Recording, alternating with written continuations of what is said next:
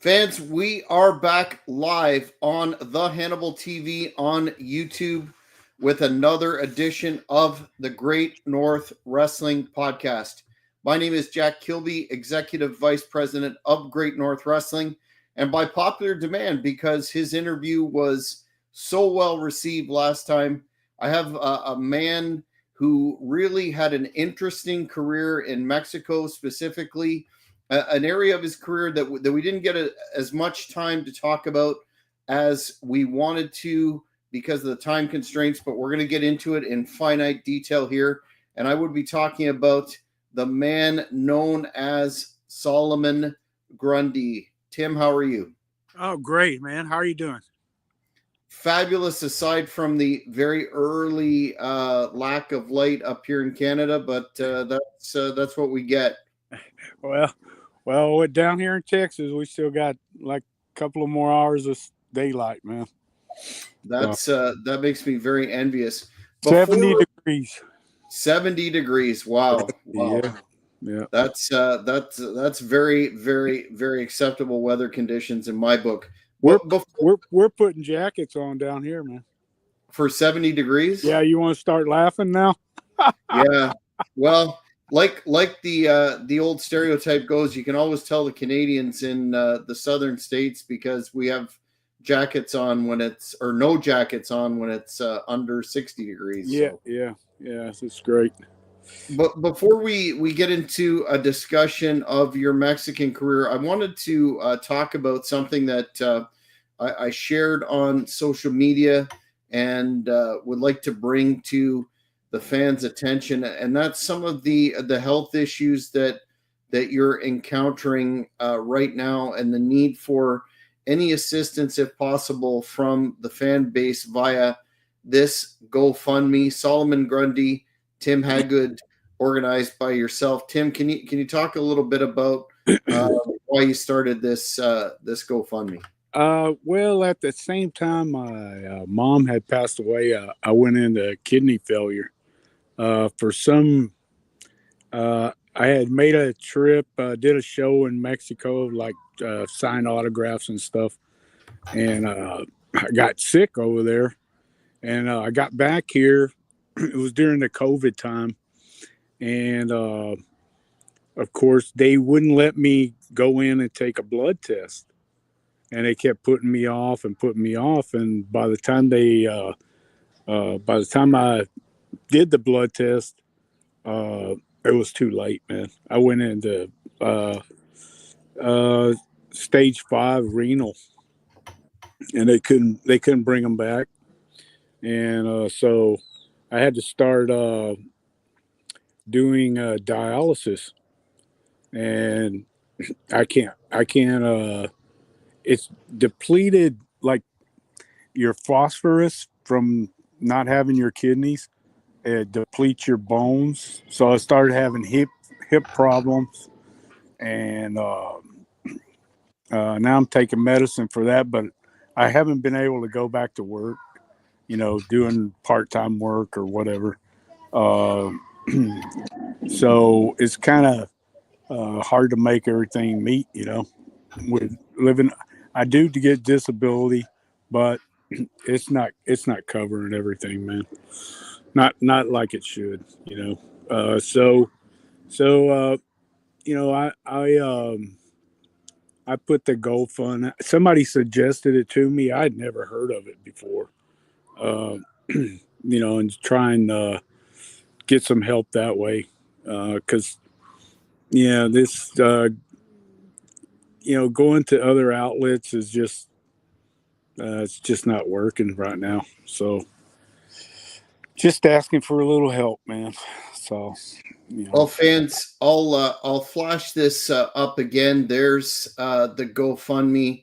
The man could definitely use some help if you're able to, and I will give the graphic again at the end of the show because nobody likes to see that, and we wish you all the best I appreciate of your health endeavors. But we're focusing today on your career in Mexico, Right. And I know we sort of scratched the surface last time, but could you tell the fans how it was, or what was your inspiration to work in Mexico, and how did that come together for you to start? Well, San Antonio is close to the border, and we have a lot of lucha um, shows here, or we used to. They were more flea market uh, type arenas. Uh, it was small venues, and I had actually really trained for that um, in the beginning, and then I switched to American style with Tom Jones, and I went to Dallas. But and it's the funny thing is the guy that was training me for lucha, how I got started with Tom was I was training for the lucha, and one day I went to go train, and the guy had just ghosted, just appeared. Man, I couldn't find him, and they said, no, that he has warrants out for his arrest. He went to Mexico. I'm like, what? So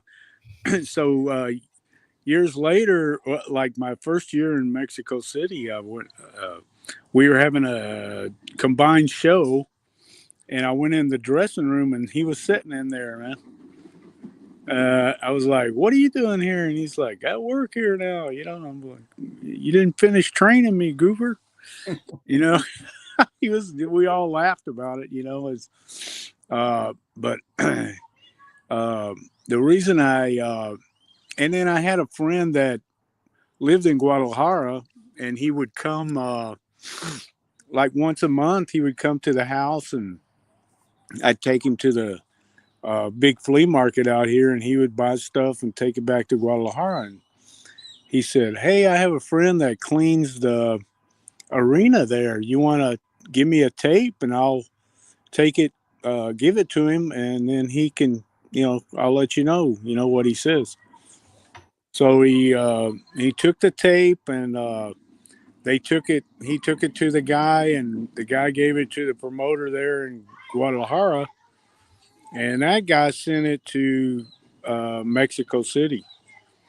And so in April, the guy came back, and he's laying around, and it's April 30th, and he says, "Oh yeah, you have to be in Guadalajara the 2nd of March." And I'm like, well, "Man, you should have told me that like a week ago." So I took the bus to Guadalajara. Me and him left and took an 18-hour bus to Guadalajara. And when I got there, the guy says, "No, you're supposed to be in Mexico City." I'm like, "Oh my God." I said, "Well, I can tell you this, I'm not riding the bus. You can either buy me a plane ticket or I'm not going." And he told the little girl, got me a plane ticket, and gave me the address to the hotel and all that. But I didn't have any money at all. And, just what they reimbursed me for my bus ticket. So I got to Mexico City, bought my cab fare to the hotel, and the only Spanish words I knew were cuss words and lucha libre. Mm-hmm. And so I told the girl, I'm with lucha libre, lucha libre. No, you gotta pay, So I paid her for the hotel, and then we went to the next morning. I went to the office, and Paco Alonso, which was the owner of Arena Mexico, or who was in charge. Uh, he said, reimburse me, and then gave me like $1,000 for just showing up. So, and I said, well, I'll pay you back, and he said, no, that's for showing up. So, that's more than any promoter here in the States would have done, they don't care if you show up or not, Mm-hmm. So my first, I'd been working here and, 200-300 people. And the first night there was, you know, um, probably 18,000. So it was a little scary, And then nobody spoke English. Mm-hmm. In the '90s, nobody spoke English. Not like now, all the kids of those guys, they all speak English, Mm-hmm. Uh, um, you know, uh, so and some of them made it to WWE, so which is really really good because they used to come in the dressing room in the back and sit on my lap because they thought I was Santa Claus, What you had a number of years under your belt in uh, the United States, and were proficient working that style. But how when you got there, aside from the initial kind of culture shock to going to such a large venue, what what was the difference in the wrestling presentation, the major differences that stood out to you that you had to adjust to working uh, on? the altitude because it's 7,200 feet above sea level there. So that was a that was a major hurdle. Apart from me being 500 pounds, Mm-hmm. and then you're working 2 out of 3 falls instead of just one. And they, Mm-hmm. it was nothing. 30 minutes every night. 30 minutes, 30 to 45 minutes every night working. And by the time like by the time I came back to the States 6 months later, I could do at my weight, I could do like an hour on a treadmill. You No know, doubt. I was in such condition because a lot of places don't have escalators. You're walking everywhere. It's actually faster to walk than it is to take a cab because of the traffic. The Mm-hmm. traffic's just, I don't know if you've ever been. Yes, sir. Yeah, you have. Yeah. Yes, sir. So I mean, it was just faster to walk places than it was to take the taxi. Mm-hmm. So we were walking, and then I was flying 6 days a week. Um, you know, uh, all across Mexico, uh, from border to border, man, from Guatemala border to the Texas border, the California border, to back to Guatemalan border. So and you're always walking through airports or walking to the arena somewhere. So the people were very back in the '90s. There was no security and no rails, so the people could touch you or you know uh, pull your hair. Like poor Vampito, man, they pull his hair out all the time. He'd put those extensions in. They'd yank them out by the. I'm like, well, dude, you got to do something, But yeah, it was more hands on, not like here in the States, where they couldn't get to you. But and just to fight your way through a crowd, it was pretty scary, sometimes. Did you ever feel unsafe in one of those crowds?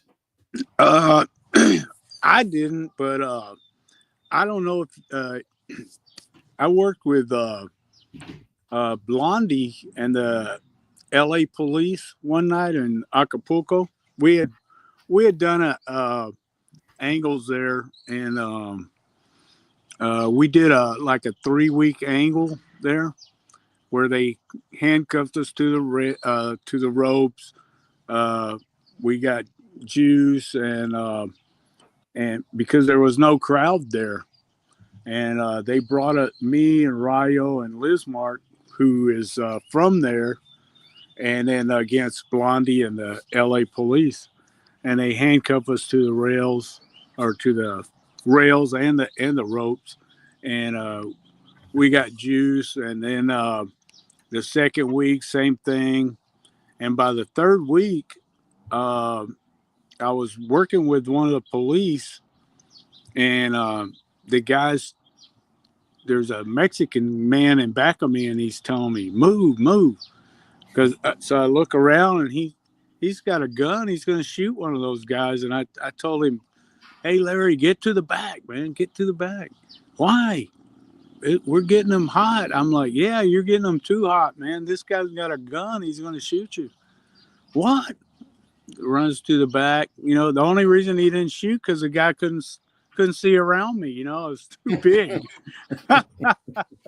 So he owes you for that one. Yeah, he owes me from that one, man. But yeah, there was always something, like I told you, we were at Cuatro Caminos and they were going to stab Conan. I knocked the guy out, in the back. So, it's always something in Mexico, man. Always something. Could you go into that story about Conan in detail? Yeah, we were at the Cuatro Caminos, which was a big arena where Kanik and Andre the Giant and Okazuna were there, and so we did a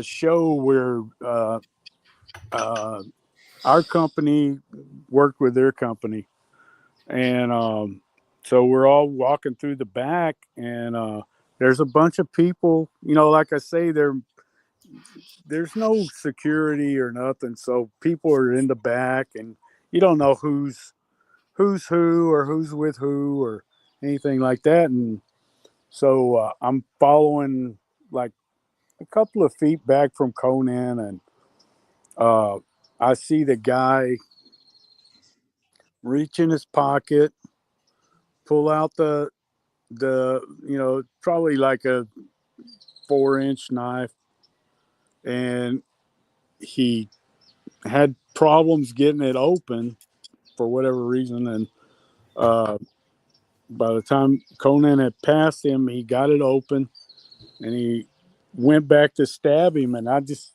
was right there and clocked him, man. And Conan turned around, "What's the matter?" I said, "That guy gonna stab you, man." "What?" And I knocked him out. So he was on the ground, and they finally the cops came and drug him off. But yeah, I was you know in some place in our when we went to Cuatro Caminos over there, it was so weird. We would be the heels, and their their uh, their heels would be actually baby faces. If we went and worked a dual show with them, they just that side of town just didn't jive with our side of town. It was so weird. And also in Mexico City, you could run. There was like on Sundays, we could work up to 5 different shows, and not even you know in all different arenas. Mm-hmm. That's how big that place is. It was crazy. No wonder you got into magnificent shape between the in-ring work and and the cardio. But speaking of Conan and Vampiro, Lewis is asking, were you there for any of the Conan versus Vampiro heat rivalry? Any stories relation to it that you may have seen? I don't really know what why those guys they they just never got along. I think it was more of jealousy type stuff, and apart from that, um, somebody's always talking out of school, or oh, you did you hear what he said or she said, or you know it's just as like Conan said, uh later on, like a few years ago, I talked to him. He says, oh, it was such nonsense, jealousy about this and that, when like I told him a long time ago, I said, who cares who's on top if everybody's making money? Mm-hmm, mm-hmm. Why the childish why does he get main event, and I'm on semi main event? It was that type of crap that Mm-hmm. really just stupid stuff, that guys get jealousy about, their egos, because Conan had a big ego, you know. Mm-hmm. Uh, so, uh, and he had to be number one, So I never was in. I always told him it don't matter, if all of us are making money, that's what we should focus. Who cares if you're A and I'm B? You know, the houses are still full. Exactly. Now, Vampiro also had a reputation for being a prima donna at the time, and he's a fellow Canadian, so quite a few quite a few documentaries made about Ian.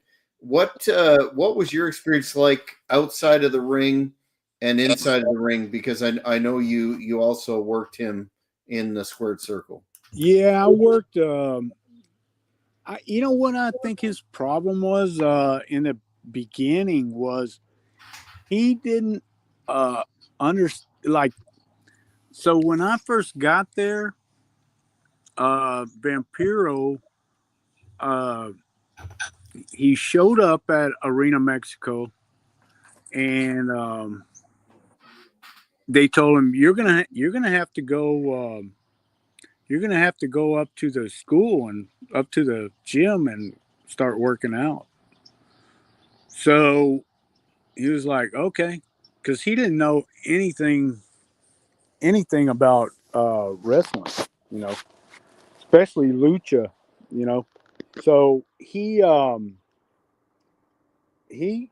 went up to the arena because they have a big gym upstairs, and he started working out, and because I really didn't, he was just a kid, you know, but he knew more about music, the music industry, instead of, but the girls just loved him, man.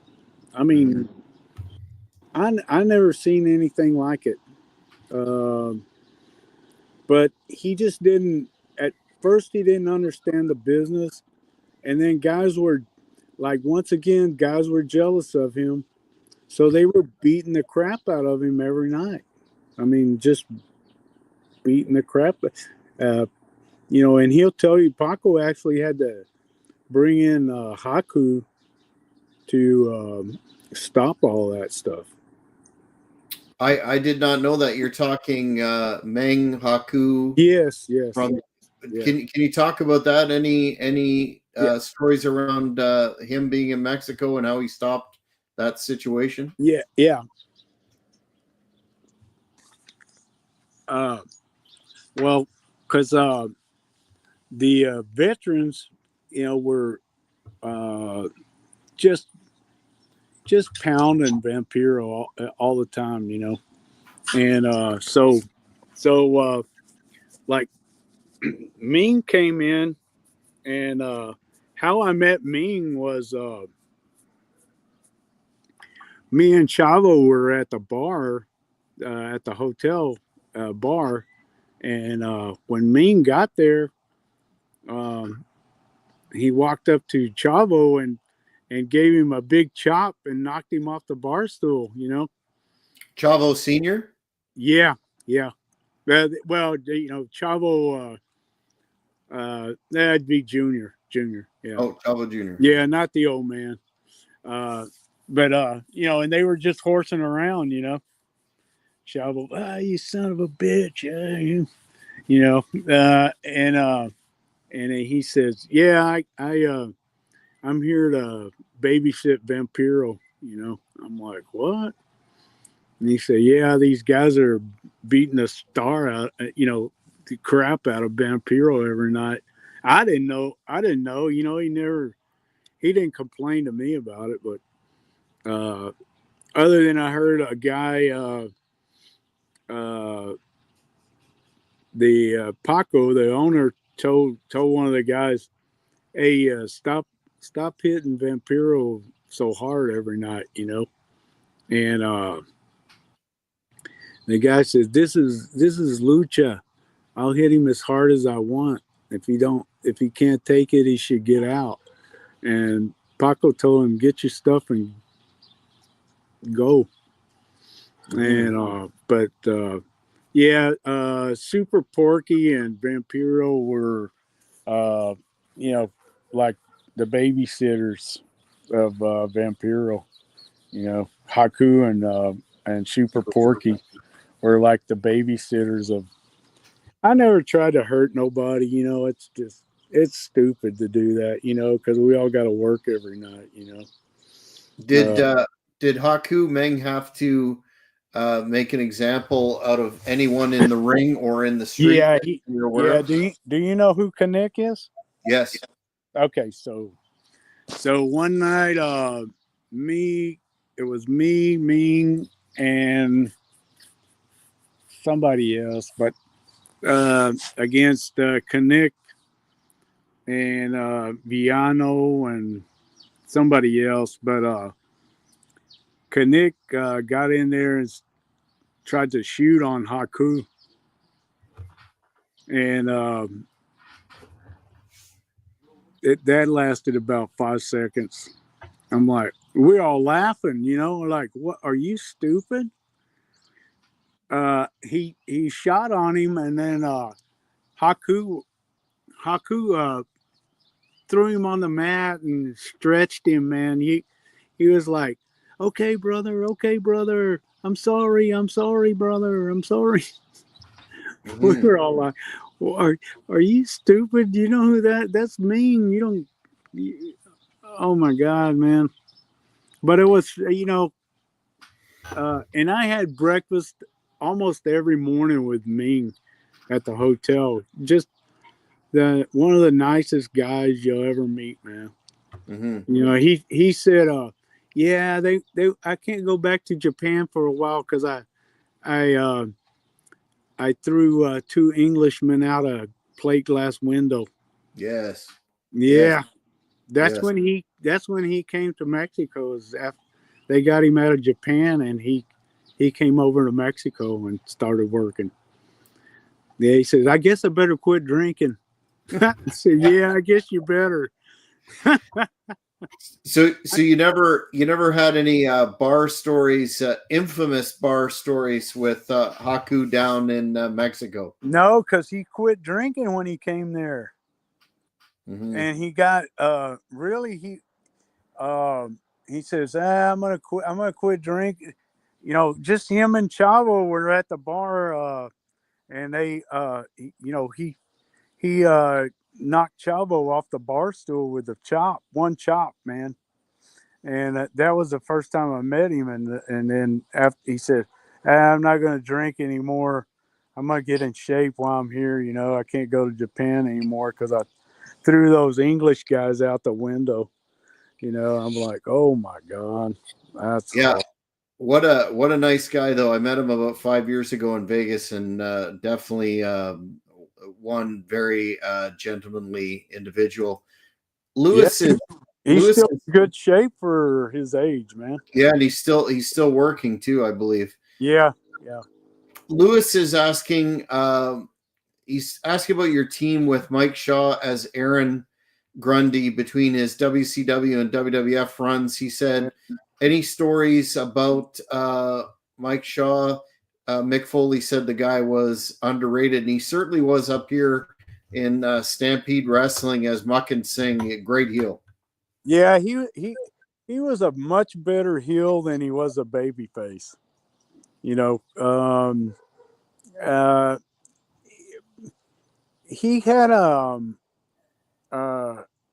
his when he came into we didn't know each other, and so we had a kind of a bumpy start due to the fact that there was this guy from Tennessee. Um, I can't remember what his name. He kind of had he put these the contacts in his eyes, and he kind of had the boots like Abdullah, but he was a white guy. Um, T. Joe Khan? no, he was No. uh, uh, more. I forgot what his name was. Anyway, Oh, he had wrote Mike Shaw a letter saying that uh, he had saw me in the office of talking to Paco, and um, that I shouldn't bring him in, and all kinds of crap. And I'm like, dude, I couldn't even enter Mexico because I was didn't have my working visa or my passport because of my immigration status. I couldn't have been in Mexico talking to Paco. And I said, if you want, we can uh, when we go and talk to Paco, uh, you can ask him, and I won't say anything. Just ask him. So we went to the office, and so he asked him, and he said, no, he can't. He couldn't come in Mexico. You got here before he did. I haven't talked to him, so it was some guy working in Mexico, American from Tennessee, but I can't remember. He died recently. Hmm. Uh, Well, we'll put a pin in it and maybe come back. yeah, maybe. But anyway, so we kind of got a bumpy start, and with that, and then our first few matches they had put us with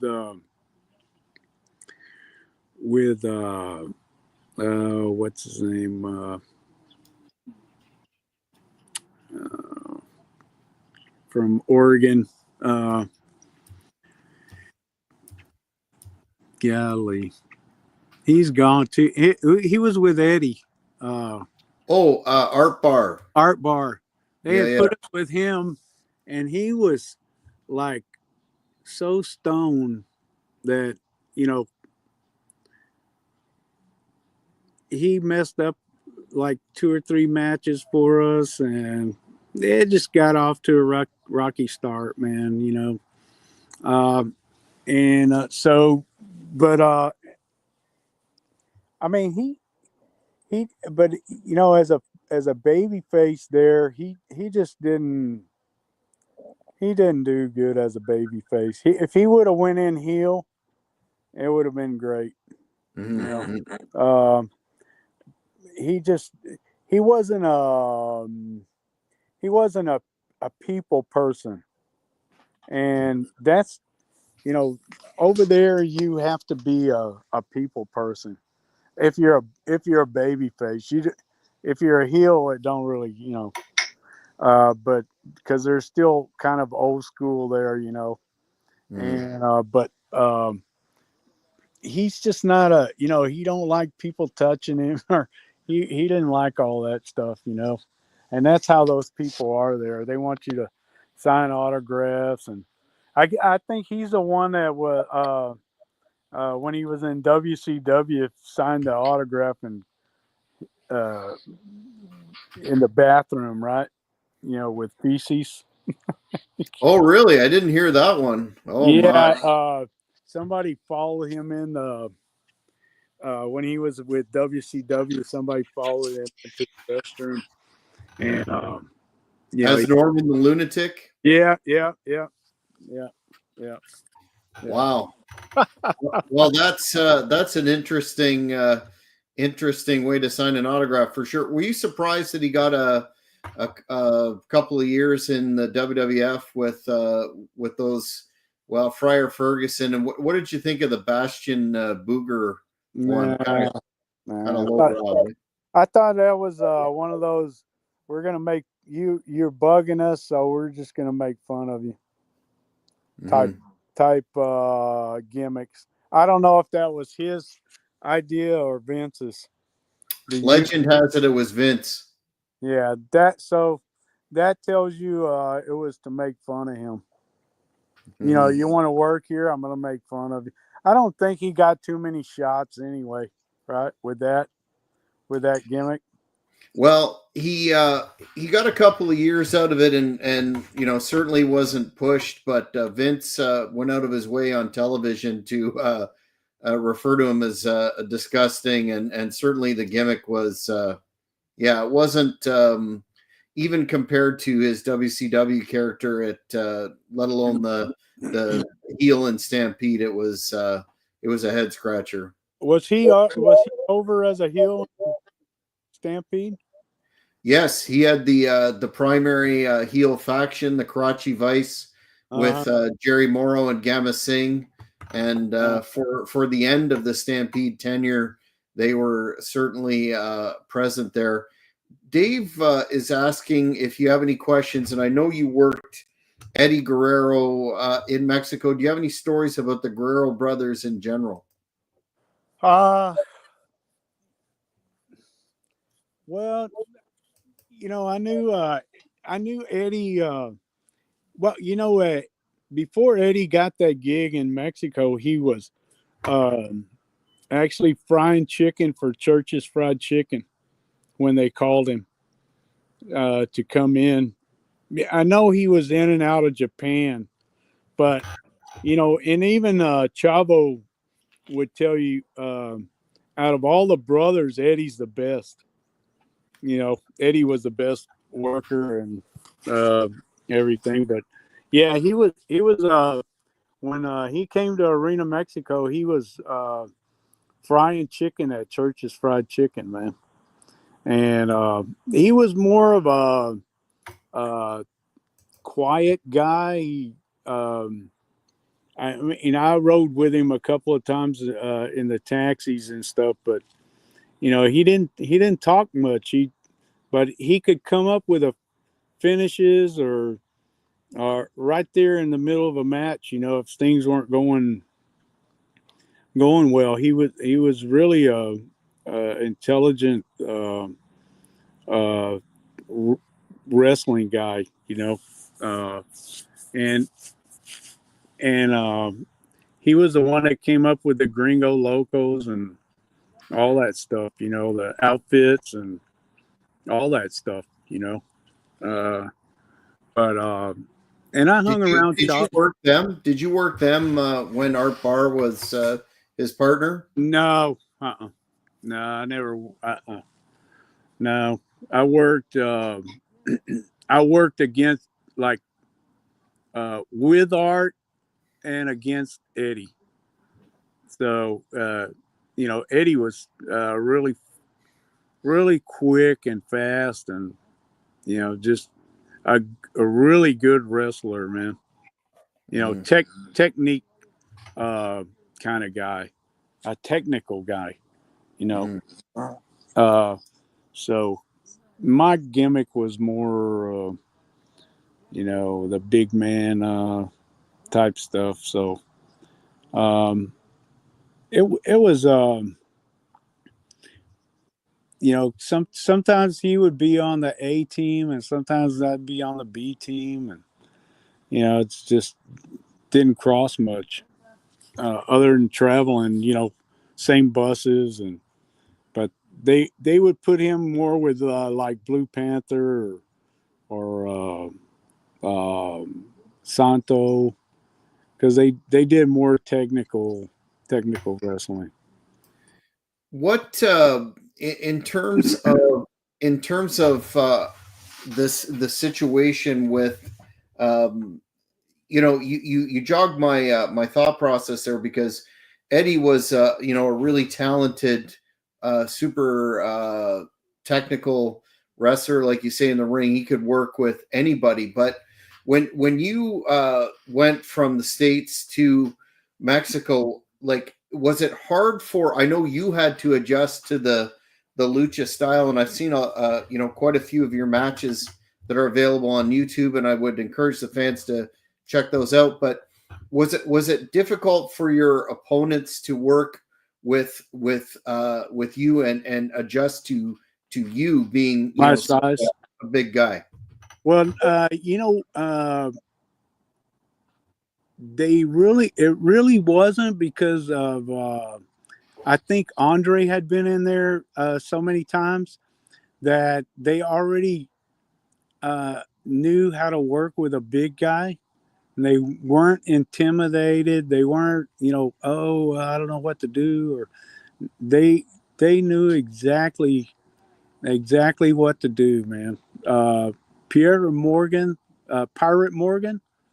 I worked with him quite a bit in the beginning, and that guy was just super. He would do all the big man. I didn't even have to. We didn't know. He didn't know English, and I didn't know Spanish, but he know exactly. He say, "I work with Andre a lot." I'm like, okay. And so when we hook up, he knew exactly what to do, and it was we didn't have to call anything. There was no calling anything. Given Uh, the language it barrier.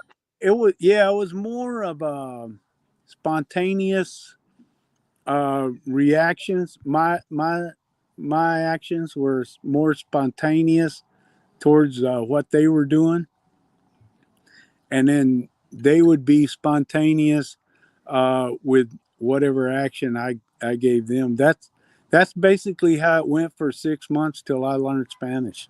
Mhm, It mhm, took me 6 months uh, to learn Spanish, because mhm. you're there. Uh, well, actually, I was only supposed to be there 2 months, and I ended up staying, you know, all that time. 8 years. But I learned Spanish in about 6 months. Uh, you know, hearing it every day. The kids are the ones that actually taught me Spanish, because they would ask me, "How much do you weigh? How tall are you? Where are you from?" Every day, same questions, Mhm, mhm. same questions. So you hear the same words every day, and that's actually how I learned. Because I didn't know any when I got there. Speaking of Andre the Giant, did you ever cross paths with him down there? And if not, I think he was gone by that point. But did you hear any of the famous Andre stories from the Mexican perspective that you could share with our audience? Yeah, the promote Paco, the owner, would say that when he came and worked for him, that he would have to have a case of wine every night wherever he was working. That was just to get him started. Uh, you know, so they were, not only did they pay him, they were having to fork over and get a case of wine every night, so he would be happy. Mhm. because he said we don't want a mad giant. For sure. And, Any in ring stories? I know there's the famous one where he, which Bad News Allen before he passed confirmed that he yeah, lost control of his bowels, so to speak. But yeah. any of those in ring stories? No, not no, I never. No, he because I guess because he was gone. Um, um, before I got there, and then when he came back, what was sad was I was there when he came back for the last time, and he come through the airport with a cane. Mhm. That was kind of hard to watch. I don't. Did he really have to work anymore? You know, I mean, it's like Mil Mascaras. Um, you know, like probably 4 years ago, I heard he was working, so I went to go. I'm like, dude, what? Why are you working? He's at a little show, and uh, I just went to go see the boys. And dude, you're 80 years old. Give it up. His body and uh, all the other guys were faster, and they had to really, really slow down. Yeah, I mean, I'm like, you're embarrassing yourself. I can't watch this. I couldn't watch him do it. Mhm. It was embarrassing for me, to see him subject himself to, that's that ego stuff kicking in, I guess. I don't know, man. Surely you don't need the money. I mean, they paid him, I don't know how much money just to go and sign autographs in Japan Mhm. because Mhm. he's, but I mean, you have to take your hat off to the guy. He's, still going, uh, you know, but, uh, he's getting $400 or $500 for a mask. And, uh, but at one time, not too long ago, um, people were complaining about how rude he was to the fans. Yeah, I was going to ask you that. Did you find him Yeah, to be rude and arrogant with folks down yeah, there? yeah, yeah, yeah. He was. Yeah, yeah. He's a little arrogant and a little rude with fans. So you only hurt your own self being like that. Because what the word it don't take long for in this community for the word to get out that you're an a-hole. Mhm. Mhm. So, but yeah, and I think for me, he's overpriced on his stuff. Mhm. Uh, so, a story about him is we would go to these little shows, and the first and second matches would hang around and see if they could get pictures of him. And he have uh, like in Laredo here, they had we could take a shower, but he would go in there and the first and second and third matches would hang around and see if they could get pictures of him because they were like marks for him. Mhm. And the boys, I'm talking about the boys, Mhm. uh, and so he would, because of my size, he would have me stand in front of the shower and him take a shower while I stood in front of the door, just to keep the guys awake so they wouldn't take pictures. You know, Did you get any kickback from the gimmick tables for that or no? no, hell no, no. That Lewis is guy, that guy wouldn't share nothing, man. I yeah, that was the reputation. Lewis is asking, how about his brother Dos Caras? Was he Those different? cars? Yeah. Great guy, nice guy. I did a show with him not too long ago in Dallas. We were signing stuff, and they gave us a plaque, and they gave us a Hall of Fame rings for Dallas. And that was really nice. But he's nothing like his brother. Mm-hmm. Nothing Mm-hmm. like his brother. He is you can tell he's a little arrogant, but that, not as bad as Meal. Mm-hmm. And his boy lives here in San Antonio too. Did not know that. His son worked for New York, right? Those cars. Oh, Sin Cara? Uh, uh, yeah, San Caras and uh, Albert. Really? Yeah, Albert, right? Yeah, the Alberto. oh, Del Rio. Alberto Del Rio. Yeah, Okay. Yes. Gotcha. Yes. Okay. Sorry. You jogged my memory. Yeah. Coming back. Apparently, Alberto Del Rio is looking to make a comeback in the WWE. really. Yes. Well, I hope he's got his stuff together, man. Well, it seems, varying reports on that, but what a hell of a talent he was.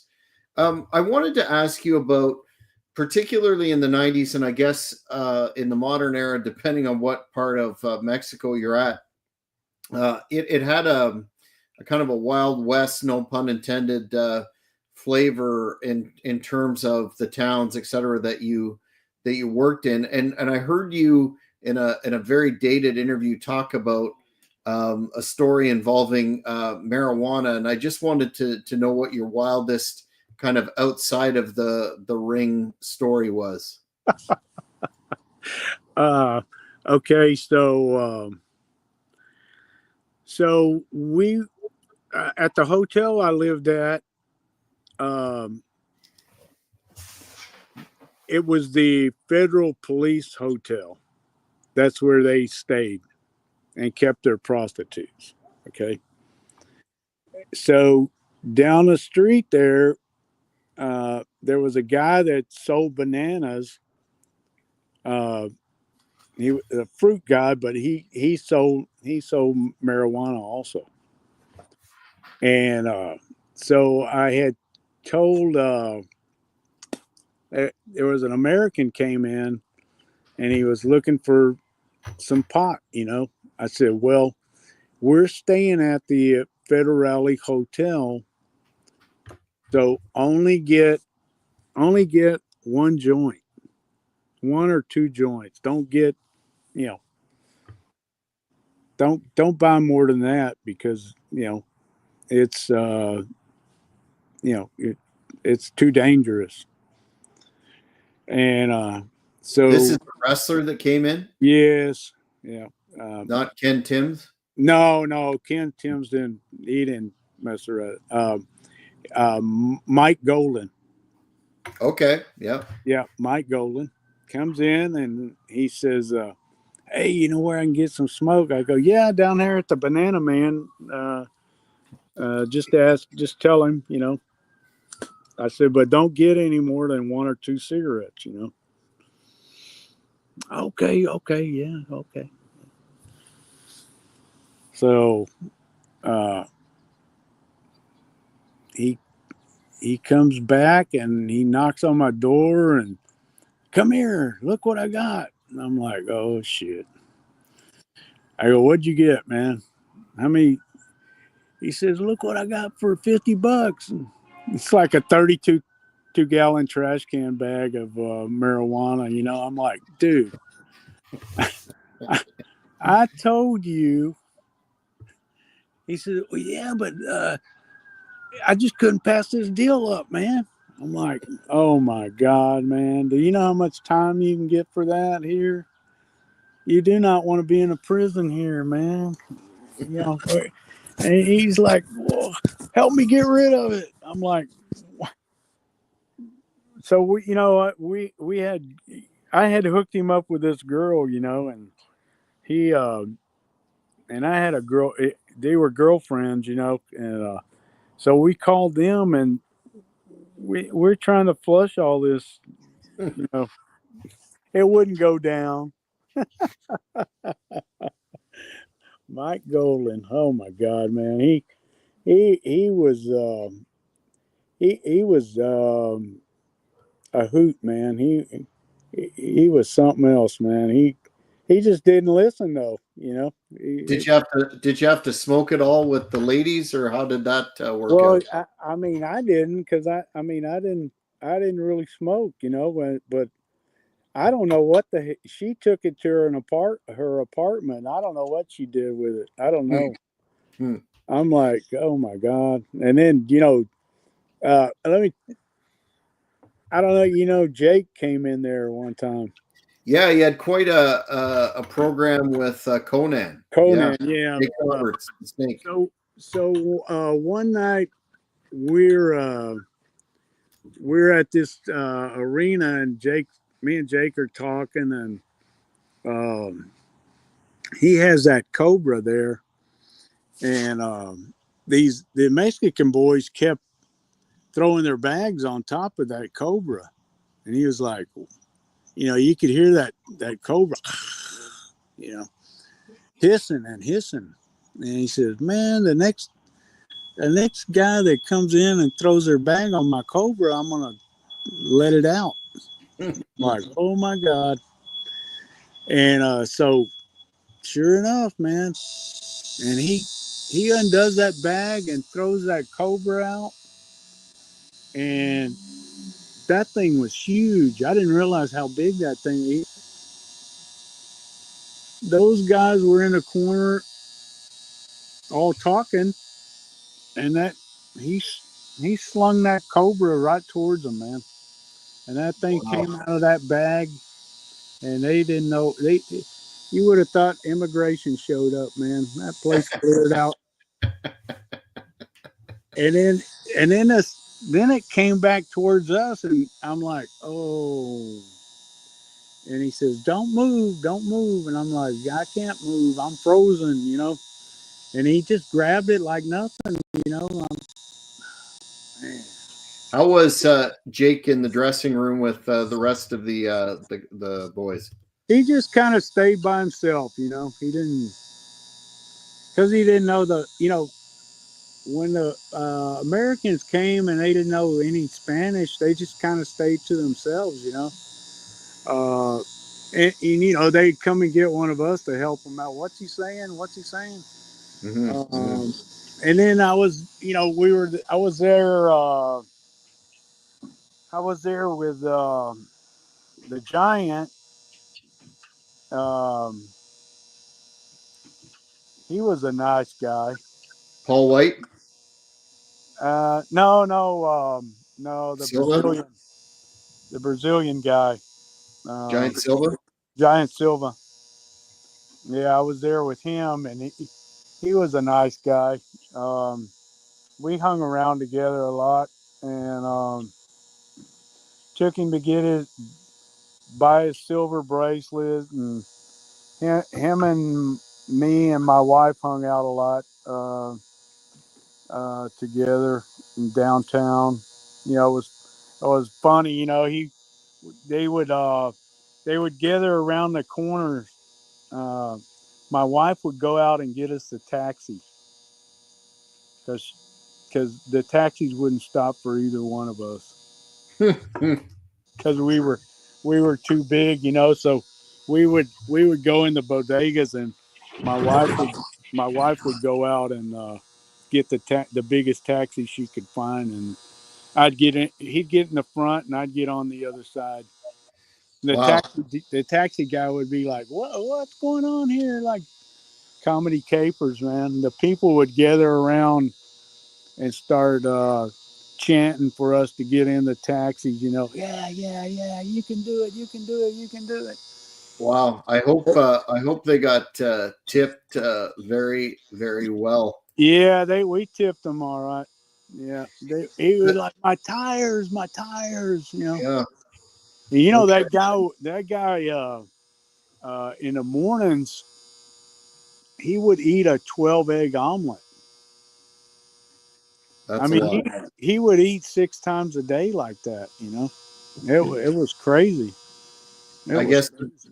to maintain that size. The godfather of the Hannibal TV, the Hannibal himself, is asking. I know you've talked about all the good experiences that you had working in Mexico, but he's asking, what was the worst part about wrestling in Mexico? Some of the rings, Mm. they were just old boxing rings, man, and no give at all.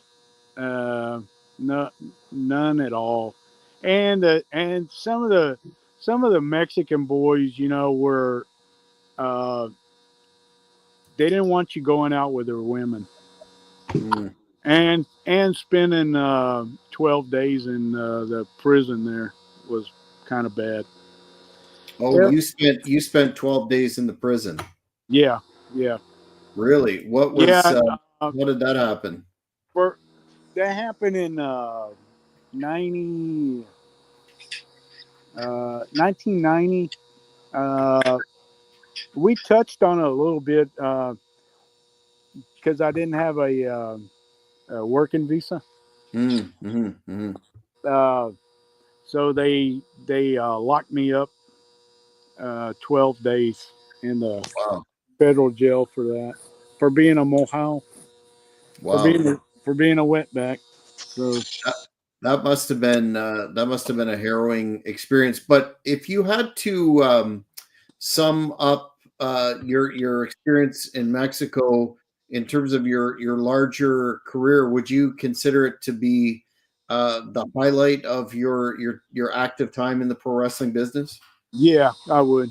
Yeah, yeah, I would consider that the best years that I had in the sport.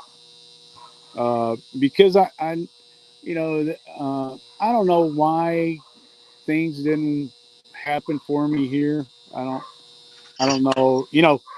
Some it only takes one guy on top uh, to ruin your career here. I mean, for whoever, you know, uh, like Hogan had Beefcake, and but how many other guys did he cut their throat? I Mm-hmm. mean, you've heard the stories. Mm-hmm. I didn't get here because Hogan, whatever. You know, I probably could have, you know, because I knew Undertaker, and I knew uh,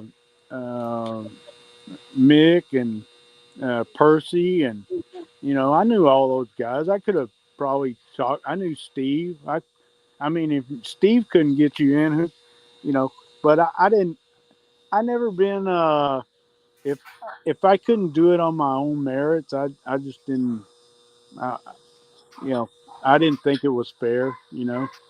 I know a lot of guys don't think like that, but and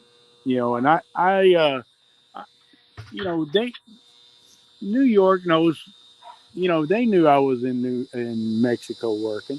You know, if they would have, and I sent stuff in, like I told you, I sent in the Okazuna thing, and so they knew who I was.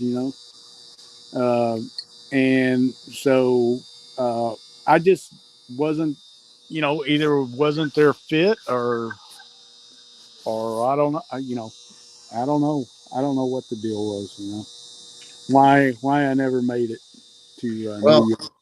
maybe it was just a case of timing because they used guys quite successfully in the 80s with your type of gimmick, but it sounds like you have some really gold experiences and memories out of Mexico. We've burned through the hour Okay, again, okay.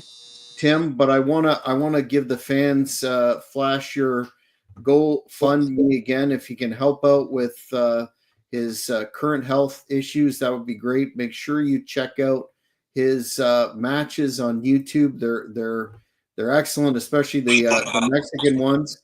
And where can the fans find you on social media again? I know you're on Facebook. I'm on Facebook. I'm on Instagram, and I just started a TikTok. So I haven't really done anything there yet, but they can find me there.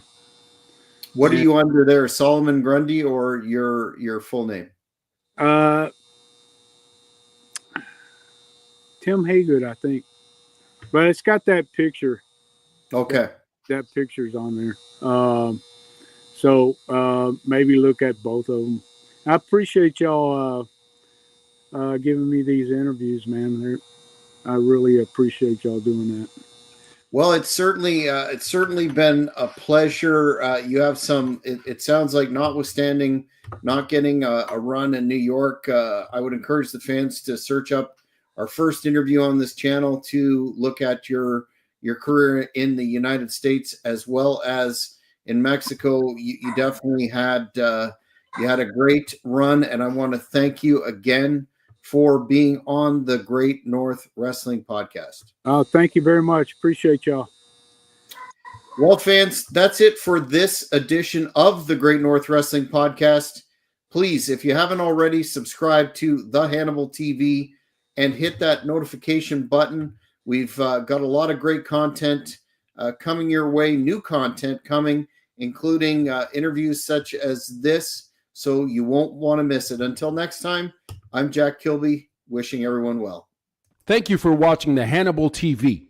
Please like this video if you enjoyed it and click the subscribe button to not miss any of our latest shoot interviews, match videos, or news updates.